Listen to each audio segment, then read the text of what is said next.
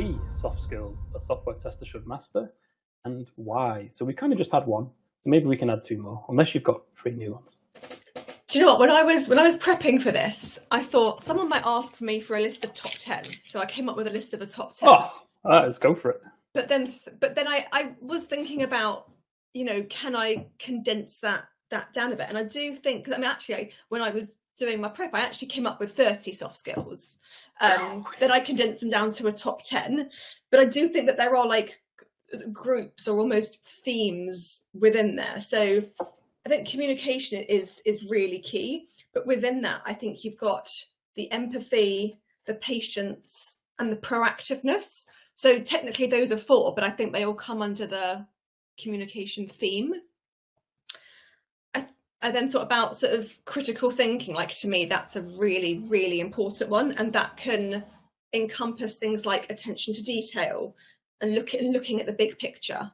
And then it ended up being 3 C's. So we've got communication, critical thinking, and the third one was curiosity, which part of that, I think, is like asking questions and trying to solve problems, or problem solving. So yeah, I think there is a lot of overlap between them. I think if you're trying to sort of have patience with something, you're also going to have a level of empathy, because you're trying to work something out. You're trying to work out, what is this bug?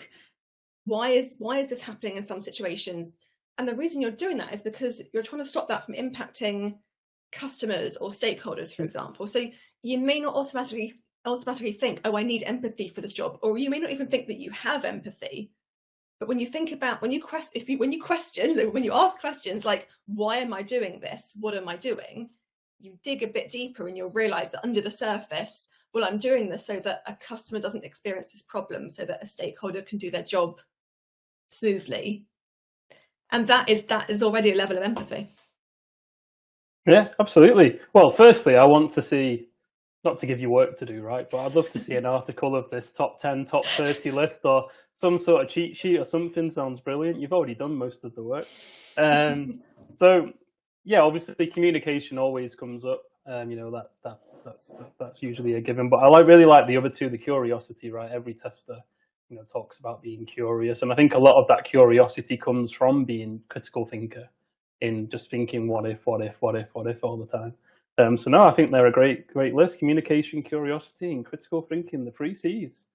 I think there's something out there called the 4 C's, so you can probably take the 3 C's. Okay.